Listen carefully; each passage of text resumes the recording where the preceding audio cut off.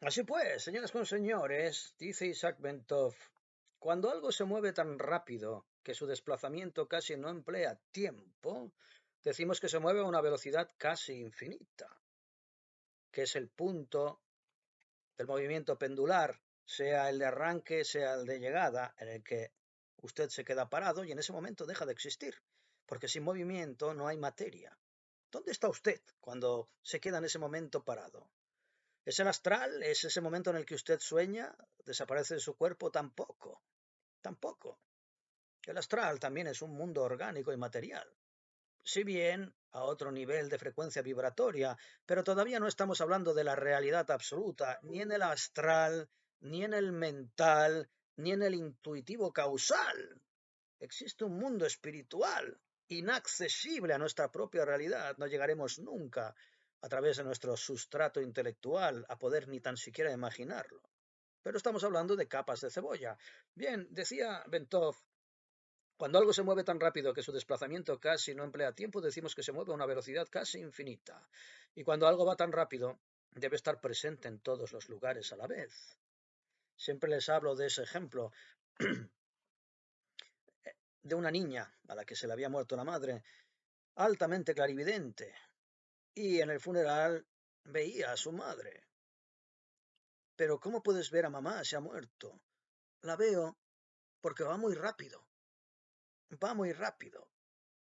Vibratoriamente, su madre, liberada del sustrato orgánico, como conciencia libre de cualquier tipo de manifestación orgánica cristalizada bajo vibratorial, existía en todas partes de manera ubicua.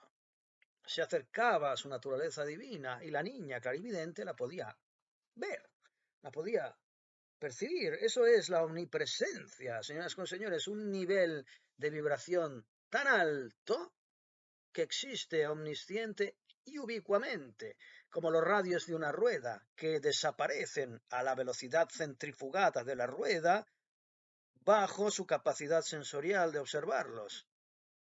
Ellas siguen allí, y no solamente siguen allí, sino que en su desaparición están continuamente presentes porque están ocupando cada punto del espacio. Tal es la velocidad de frecuencia y de vibración que llevan.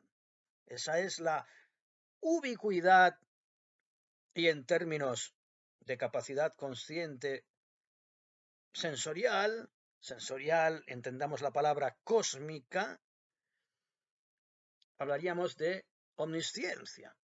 Usted conoce, sabe, ve y experimenta todo contemporáneamente, todo lo que pueda experimentarse, no solamente en la cuerda sensorial, con todas sus supuestas variedades, que dentro de sus limitaciones espaciotemporales muchas de ellas no se darán, no se darán. Le pongo otro ejemplo. Usted se ha casado con Marta Villalobos y en su estado ubicuo y omnisciente se ha casado con Marta Villalobos, con Maite Iranguren, con Pepita Pérez y con toda la variedad de hembras del espacio y del tiempo, no solamente terráqueas, también venusianas, mercurianas, plutonianas, jupiterianas, you name it, you name it. Va a tener más trabajo que un moro en su harén. Y bien, señoras y señores, básicamente, no sé si entienden a grosso modo lo que les quiero explicar respecto a la realidad vibratorial. Déjenme leerles otro extracto sobre la expansión de la conciencia. Una expansión de la conciencia conduce a una expansión en el espacio. Cuanto usted sea más consciente de estos elementos, más irá entendiendo que el espacio no es más que, valga la redundancia, un espacio que depende de su propia amplitud subjetiva respecto a sus capacidades temporales. Usted dejará de operar en términos espaciotemporales mal llamados objetivos, objetivos en términos de comunismo, de conciencia atomizada, sino que ampliando su nivel de conciencia verá cómo la relación espacio-temporal también actúa de una manera diferente y empezará a notarlo por fenómenos absolutamente inmediatos. Es decir, la norma de la causa-efecto no operará en su realidad espacio-temporal subjetiva como opera en su realidad espacio-temporal comunista objetiva. ¿Significa eso que es menos real? No. La realidad o irrealidad de algo no tiene que ver con el contrato social que haya establecido una realidad bajo vibratorial y orgánica. La realidad no tiene nada que ver con que 7 personas estén viendo lo mismo. Una octava persona puede estar viendo algo que esas 7 personas no ven, sin que aquello que está viendo tenga menor o mayor manifestación real o imaginaria. Así no se puede definir la realidad y de hecho así no se define la realidad porque entre otras cosas la realidad no se define, la realidad es. Y si hablamos en términos del absoluto, la realidad no tiene nada que ver con nada que nosotros podamos llegar a imaginar. Pero cuando decimos que es la velocidad y la frecuencia vibratorial lo que define nuestra realidad, ¿de qué estamos hablando? ¿Qué es? ¿Velocidades infinitas de qué? ¿De qué? ¿Qué es lo que hay detrás de esas velocidades infinitas?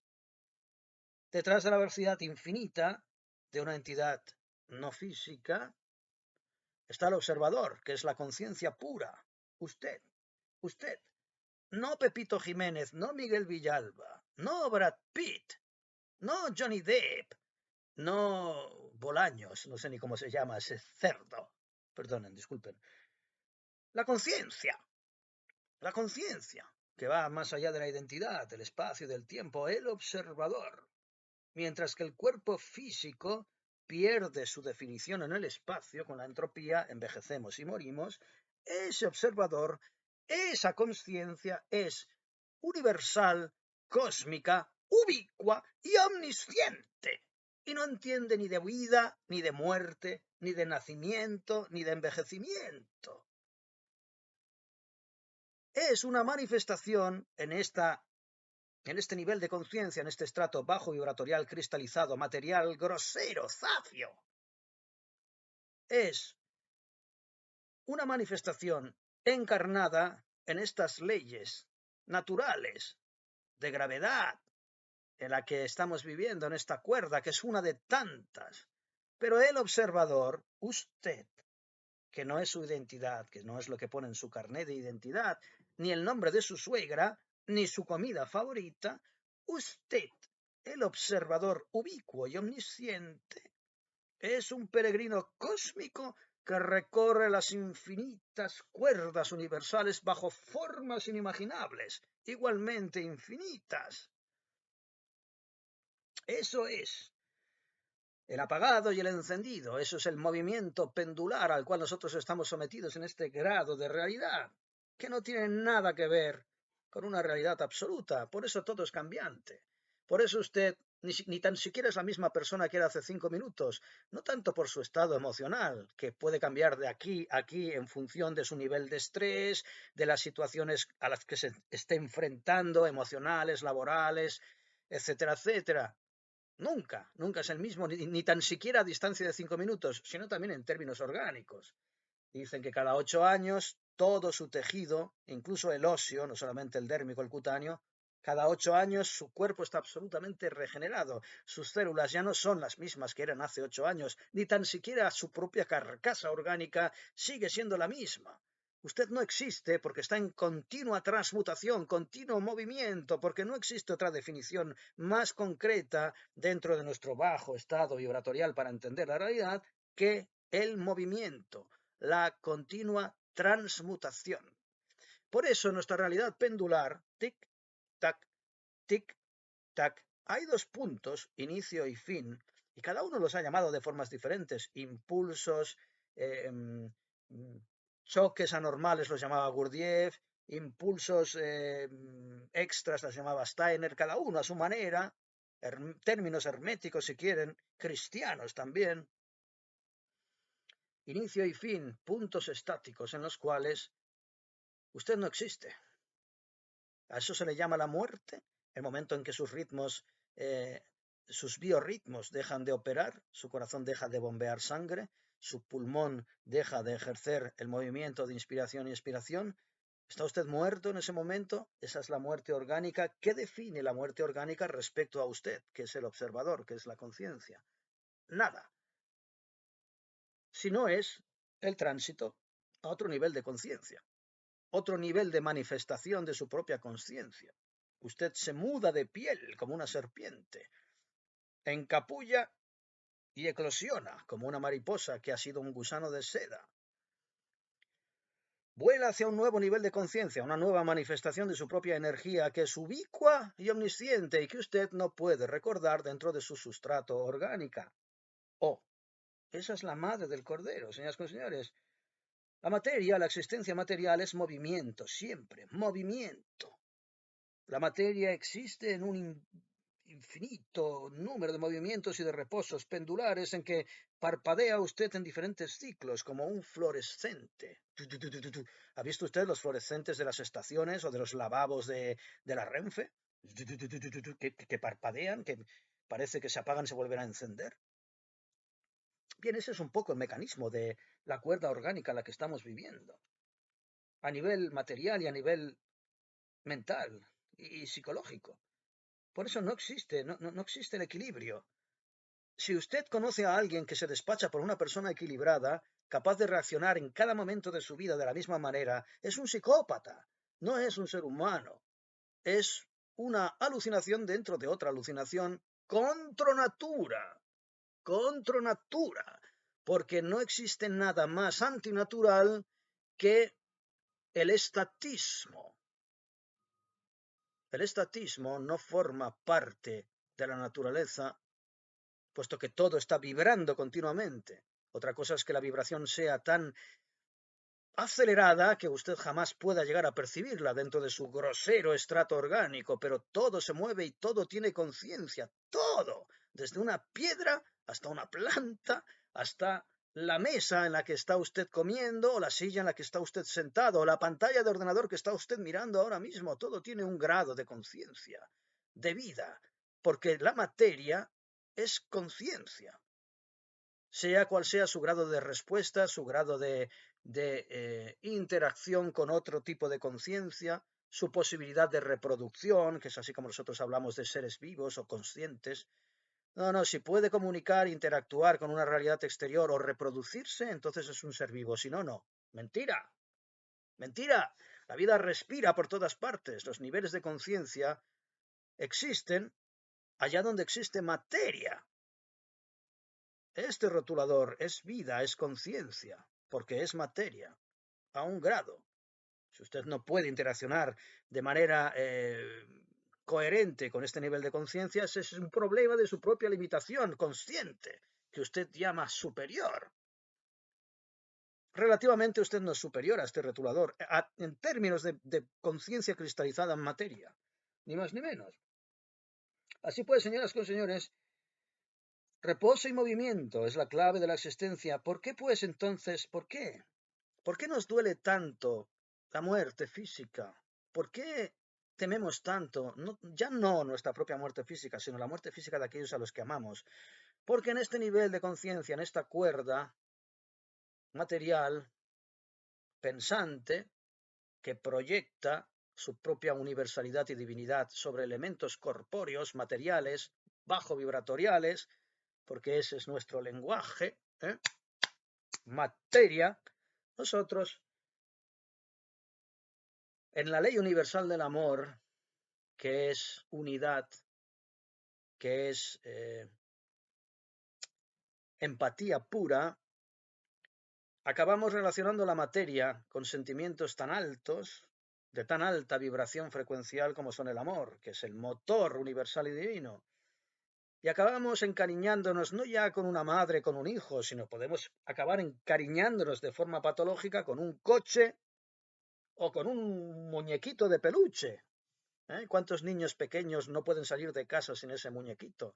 ¿Qué está proyectando el niño? Una reverberación del amor universal y cósmico en ese trozo de peluche.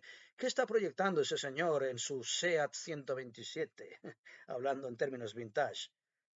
El amor y la nostalgia de todo aquello que no puede manifestar pletóricamente en esta cuerda material. Y hay maneras groseras y aberrantes de manifestar ese amor en apegos absolutamente enfermizos. Coleccionistas que serían capaces de matar por una moneda o por la edición de un cómic del año 1950 que ya no se puede encontrar. Las formas más absurdas. O relaciones absolutamente aberrantes y sobredimensionadas. Amores pasionales. ¿Cuántos crímenes pasionales completan la historia de la literatura y narrativa universal? Y qué intensos son, ¿verdad? Porque cuando los leemos podemos reportarnos a nuestra propia carencia, esa nostalgia, ese vacío que vibra pendularmente dentro de nosotros, esa parte de nosotros que no podemos reconocer, porque en cualquier punto del recorrido pendular de movimiento y reposo que forma parte de nuestra vida y de la existencia, que es el movimiento, siempre acabamos echando de menos el que acabamos de abandonar y el que todavía no ha llegado, porque no tenemos la capacidad ubicua y omnisciente de representar cualquier punto de ese movimiento pendular. Se lo ralentizo, porque el tiempo también tiene mucho que ver con esa, en la manera de percibir las cosas. Cuando usted apaga y enciende un mecanismo digital, ¿recuerdan ustedes aquellas maquinitas con las que jugábamos? Esas maquinitas de lo que fuera, ¿eh? Que iban con una batería, con una pila redondita. ¿Recuerdan ustedes? Si son ochenteros, lo recordarán. Cuando se acababa la batería, justo antes de apagarse la máquina, aparecían todos los píxeles en la pantalla, todas las posibles posiciones del muñequito que se movía en ese juego, aparecían contemporáneamente justo antes de que se apagara la máquina, de que muriera esa máquina. Y sucedía también cuando arrancaba usted la máquina, después de cambiarle la batería. Toda la pantalla estaba cubierta de cualquier tipo de posición de ese muñequito dentro de la pantalla, representado ubicuamente, e inmediatamente después arrancaba su funcionamiento normal y ya podía usted empezar a jugar, etcétera, etcétera. O un reloj digital, que cuando usted lo apagaba, al encenderlo, todos los posibles iconos estaban activados en la pantalla y cuando ya lo programaba y ponía la hora, entonces ya empezaba a ver la hora digital, los minuteros, los segunderos, pero antes de apagarse, justo antes de apagarse, la muerte de la tecnología, o justo antes de encenderlo, cuando usted lo arrancaba, el nacimiento, podía ver todas las posibles combinaciones en su pantalla digital. Bien, así es la vida, señoras y señores. Funciona exactamente de la misma manera, como baterías. Y esto va más allá de nuestra realidad material. Esto es el observador, es la conciencia, que conserva su integridad como unidad más allá del ciclo de movimiento y de reposo al cual estamos sometidos aquí, el péndulo del cual hablaba Isaac Bentov. Y por eso nos duele tanto la muerte y nos emociona tanto el nacimiento, porque son momentos en los cuales puntos inexistentes de esa trayectoria pendular de movimiento y reposo que marca la realidad, que nos hace pensar que algo desaparece para siempre o que algo aparece de la nada. Y señores y señores, nada aparece de la nada y nada desaparece para siempre, porque es un movimiento perpetuo, continuo. Así pues, señoras y señores, nosotros nos identificamos falsamente con nuestra carcasa, con la cristalización grosera y material, porque así manifestamos nuestra conciencia en este nivel, de forma reductiva,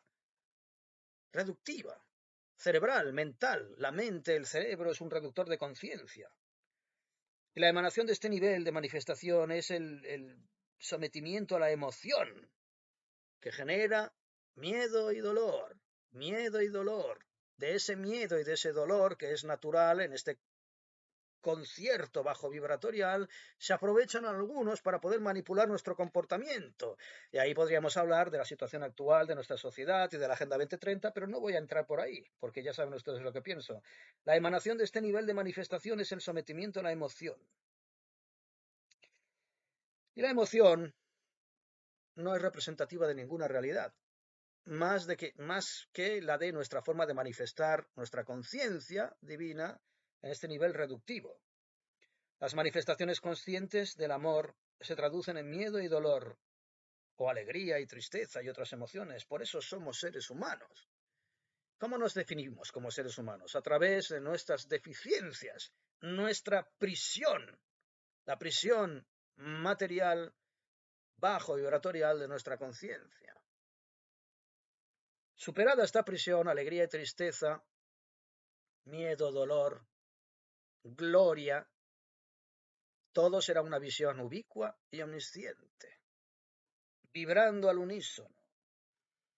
Igual que también podemos percibir y dividir los sabores en dulce, salado, amargo, ácido, en función de nuestras papilas gustativas. ¿Nuestras papilas gustativas son indicadoras de alguna realidad ubicua y omnisciente? No, son mecanismos reductivistas que dividen en experiencias parciales algo que en su unidad englobaría absolutamente todo, cualquier tipo de experiencia.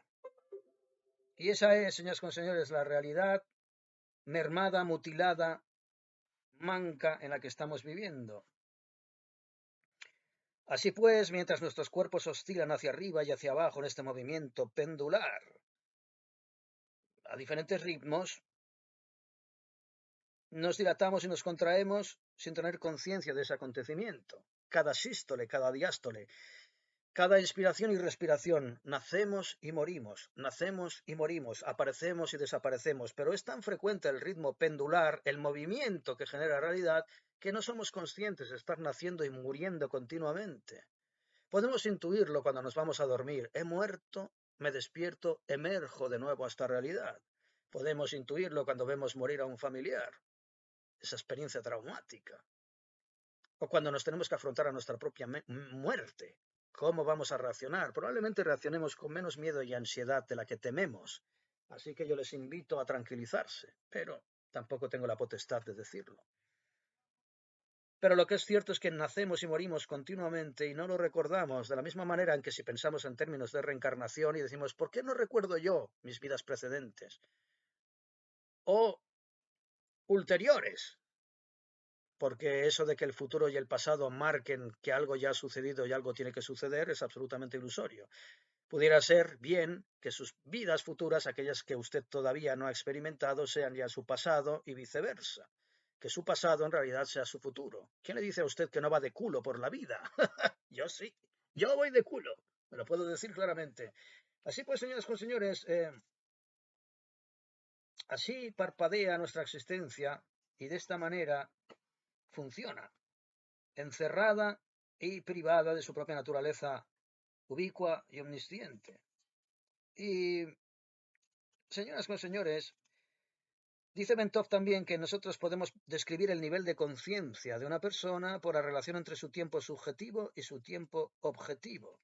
Tiempo objetivo entendido como ese contrato social de conciencias atomizadas comunistas que deciden que es una realidad, y tiempo subjetivo entendiendo a su propia independencia respecto a ese contrato social comunista de conciencia atomizada en el cual usted puede definir su propia realidad. Que sea más o menos operativa en los términos comunistas ya es un tema de supervivencia física, pero en términos existenciales su realidad no solamente es tan real como la del contrato social de las conciencias atomizadas comunistas, sino que probablemente lo sea mucho más, puesto que emerge directamente de su propia voluntad espiritual. Así pues, aquello que usted decide como realidad tiene más peso en término espiritual que la realidad que le defina Hacienda, la hipoteca o los gritos de un jefe gilipollas en la oficina de la Caixa en la que usted tiene la desgracia de trabajar. Porque el tiempo, señoras y señores, es espacio y el espacio es tiempo, así lo percibe un auténtico clarividente. El nivel de conciencia de la persona, pues, es una interrelación entre su tiempo subjetivo y su tiempo objetivo. Y el amor es esa potente energía universal, y con esto termino, les digo, que genera todos los estados de conciencia, desde los normales hasta los llamados alterados. Porque usted esté muy nervioso o porque se haya zumbado 10 gramos de mescalina. No lo sé porque yo no me he fumado un porro en mi vida, pero probablemente usted, si lo ha hecho, lo sabrá mejor que yo.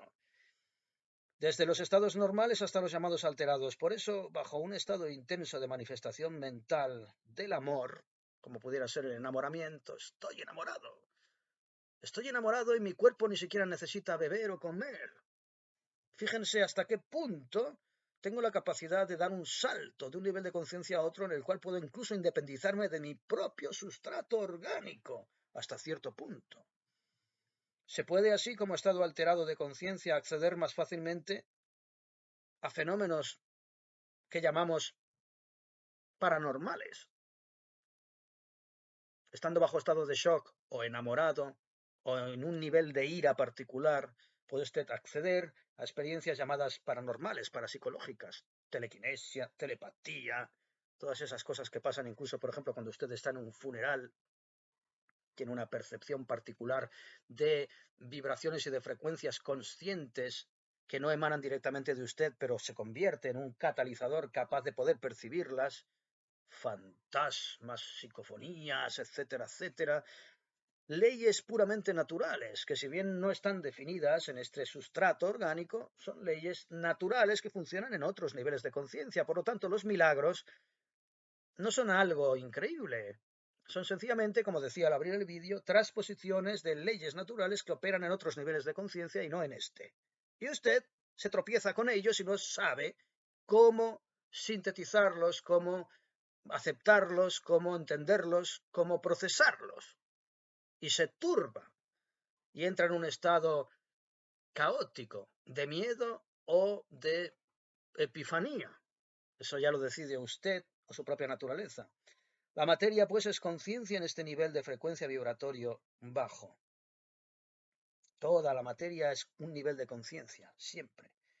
Todo lo que existe tiene conciencia. Y todo cuerpo material, por inerte o estéril que parezca, alberga un grado de conciencia.